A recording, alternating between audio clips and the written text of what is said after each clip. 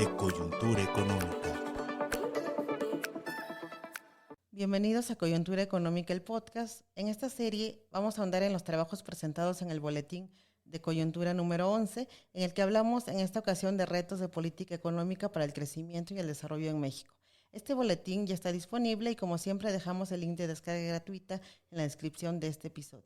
No olviden seguirnos en nuestras redes sociales, nos encuentran en Facebook, Instagram, TikTok y en Twitter como Coyuntura Económica YEC, y pueden escucharnos en el canal de YouTube oficial del Instituto de Investigaciones Económicas y en nuestra cuenta de Spotify Coyuntura Económica YEC. Nuestro invitado de hoy es el doctor Andrés Blancas Neria. Él es licenciado y maestro en Economía por la UNAM y doctor en Economía por la New School University. Es investigador del Instituto de Investigaciones Económicas y está adscrito a la Unidad de Economía Aplicada. Sus líneas de investigación son la política fiscal, la política monetaria, el financiamiento al desarrollo y modelos de equilibrio general computable. También es profesor en la Facultad de Economía y en el posgrado de Economía. Doctor Andrés, es un gusto tenerlo con nosotros. Muchas gracias, bienvenido. Gracias, buenos días y gracias por la invitación.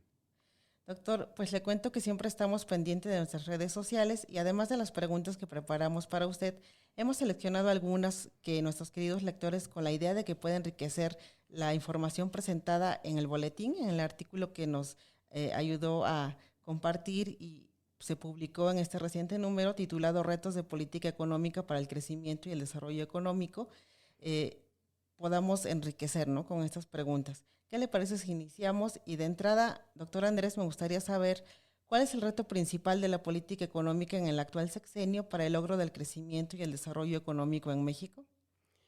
Pues yo creo el objetivo que se plantea en los criterios generales de política económica son el de lograr el crecimiento económico con desarrollo y sostenibilidad y sobre todo bienestar social, ¿no? Entonces esos serían, digamos, que los objetivos y los retos fundamentales, ¿no?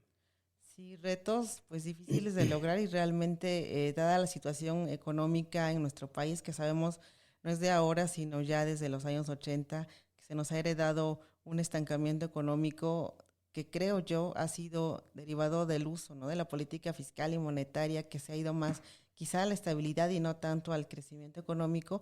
Es un reto realmente difícil, ¿no?, que se ha propuesto en este sexenio. Respecto a eso, me gustaría saber qué pasa con los pronósticos de crecimiento en la economía mexicana en el actual periodo de gobierno. ¿Se ha crecido como se esperaba?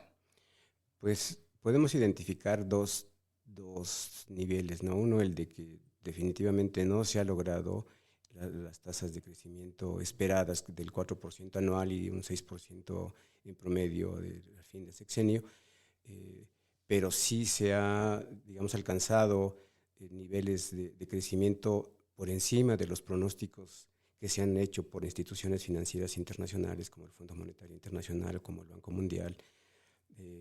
Y bueno, eso habla bien de la forma en que se ha llevado a cabo la política económica por el actual gobierno.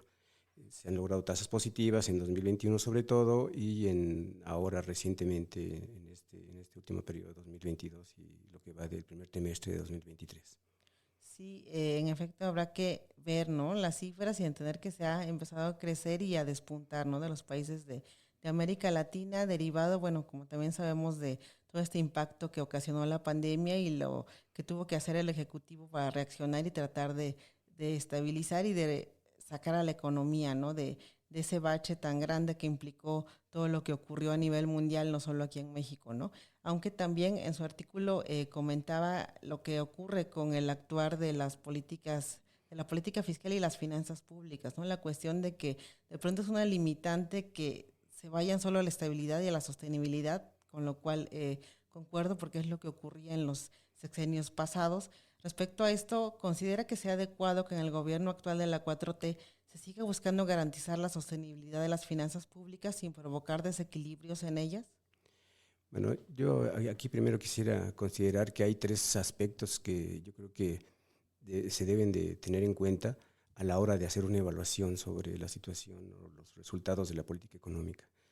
Y uno primero es la situación que han dejado los gobiernos anteriores, tanto en términos de política fiscal como monetaria, y sobre todo en términos de deuda externa, que limita no permite un actuar adecuado para poder financiar el desarrollo. Y la otra es la parte de los efectos de la pandemia y finalmente la guerra de Ucrania. Esos tres elementos están jugando de manera adversa para que no se pueda lograr el crecimiento esperado. Pero además está la parte de la política ya específicamente en términos de gasto público. Creo que ahí sí hay que reconocer que hay un funcionamiento adecuado de la forma en que el gobierno está llevando la política económica para gasto público, para incrementar el nivel de actividad económica. Que finalmente decimos, como usted bien comenta, es un gran reto, ¿no? Que se hace quizá más difícil ahora por toda la cuestión que ha ocurrido con la pandemia a nivel mundial, por esta recesión, por también el uso discrecional que se ha hecho de la política monetaria y la política fiscal, la cuestión de la inflación y todo lo que sabemos que esto ha traído consigo a nivel mundial. Pero nos hablaba usted del crecimiento. Respecto a esto, ¿realmente cree que se cumple el reto del actual gobierno de crecer en entre 4% promedio y llegar a un 6% final del sexenio? ¿Y qué se requiere para ello? Pues yo creo que con los resultados que ya hemos observado no se va a lograr, por lo menos en promedio. No va a haber una tasa de crecimiento del 6% promedio. Se requeriría que en este último año, en este año y en el siguiente, se creciera a tasas que no se esperan, ¿no? El último reporte del INEGI es de que la economía creció en el primer trimestre en 3.8%, entonces podemos lograr a lo mejor el 4%, ¿no? Pero más allá de esos niveles no sería posible. Sí, es un escenario complicado, ¿no? A pesar de los esfuerzos que se han hecho del actuar de las políticas fiscales y monetarias, que de algún modo también ya dijimos que están un tanto atadas de manos y con el objetivo de estabilidad, pero nos gustaría saber finalmente cuál es su balance de lo que llevamos este sexenio y qué se vislumbra para el cierre del mismo. Pues yo diría que es algo positivo en términos, primero, de la forma en que el gobierno está participando en la economía. Creo que eso ha redituado finalmente en bienestar social y sabemos todos los programas que hay de apoyo a la población. Pero en términos de gasto, yo creo que habría que enfocar más el gasto hacia la actividad productiva y no tanto a la actividad de servicios. Es excelente, para mí me parece la mejor oportunidad que tenemos como país de que se esté gastando, se esté incrementando el gasto público en inversión, sobre todo en infraestructura. El Tren Maya, el aeropuerto, Felipe Ángeles, la parte del tren transísmico, ese tipo de gastos son fundamentales. Y yo creo que estamos en el momento, en la oportunidad de poder unir al país de norte a sur, como lo digo en el documento, de oriente a poniente, ¿no? Y creo que eso en términos de gastos de capital en infraestructura sería fundamental y eso permitiría así tener una posibilidad de un crecimiento mayor. Aquí también hay que anotar la situación en la que no solo es a través del gasto público en capital, sino también a través del gasto privado, ¿no? Yo creo que ahí debe haber una sinergia en donde tanto gasto público como gasto privado en inversión de capital y hacia sectores fundamentales que incrementen la productividad, yo creo que eso sería fundamental. Sí, porque finalmente sabemos que, decimos, aparte de los retos que hemos mencionado, el hecho de pensar en mitigar la desigualdad y la pobreza deben ser uno de los objetivos, ¿no? Y esto que usted comenta de unir el norte y el sur me parece importante. Habrá que enfocar las políticas y medidas justamente hacia allá para poder incentivar, ¿no?, tanto el crecimiento como el desarrollo económico. Y bueno, doctor Andrés, antes de concluir, ¿le gustaría añadir algo a lo que nos ha explicado en este podcast? Sí, pues sobre todo en la parte de la importancia que tiene el manejo adecuado de la política económica en términos de política fiscal y política monetaria, y remarcar la idea. Yo los invito a que lean el documento, lean el artículo en la publicación de Coyuntura Económica, Ahí se especifican algunos aspectos interesantes que yo creo que se me escapan en este momento, pero sí remarcar la idea de que manejar la política fiscal a partir de un incremento en el gasto público, manteniendo una estructura fiscal sin modificación, sin incrementar las tasas de interés, sin incrementar las tasas de impuestos o sin modificar el nivel de impuestos, pues eso va a llegar un momento en que no se cuente con los recursos necesarios para el financiamiento del gasto que se requiere. Entonces sí habría que aumentar la carga fiscal y que se están haciendo cosas importantes. El SAT está realizando una fiscalización importante, entonces, pero además de eso yo creo que debe de haber una reflexión y una modificación en la estructura fiscal de tal forma que se incremente la carga fiscal del 13-14% a niveles que los países como por ejemplo los europeos que está hablando el presidente, como Suecia, Noruega, etcétera, pues que lleguemos a los niveles que ellos tienen de carga fiscal, que son desde el 20-30%, ¿no? Entonces ahí sería un punto importante. Y el otro problema que nos ata, y eso no es resultado de esta administración, sino que es resultado de las administraciones anteriores, que es la pesada carga de la deuda pública, ¿no?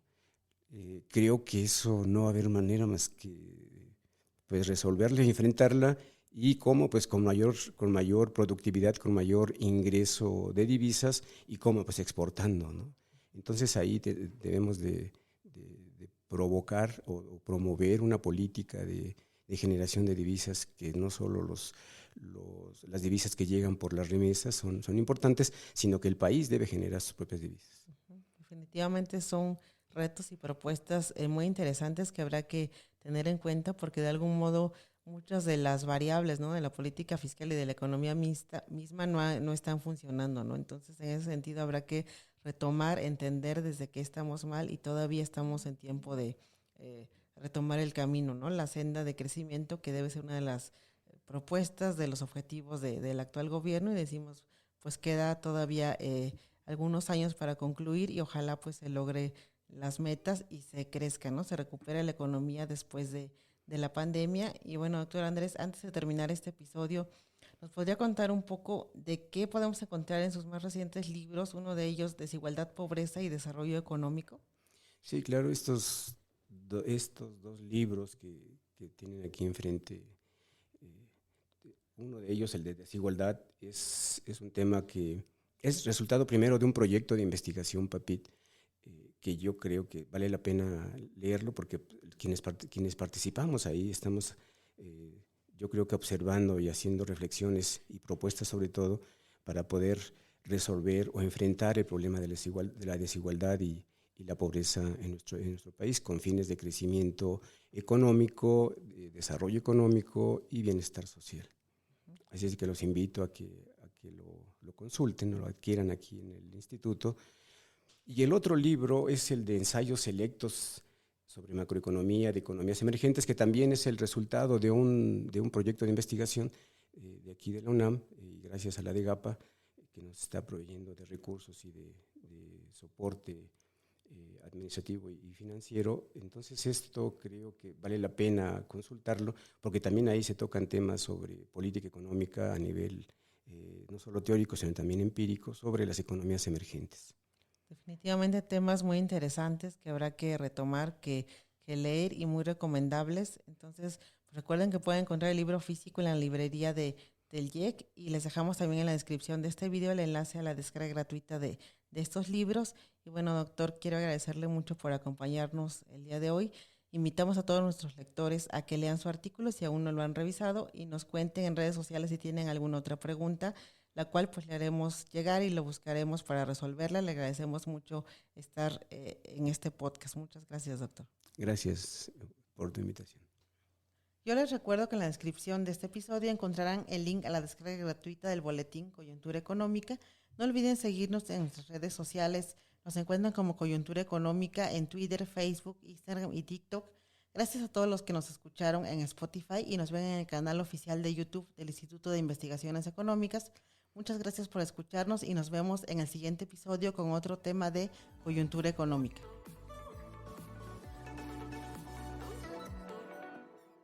Universidad Nacional Autónoma de México. Instituto de Investigaciones Económicas.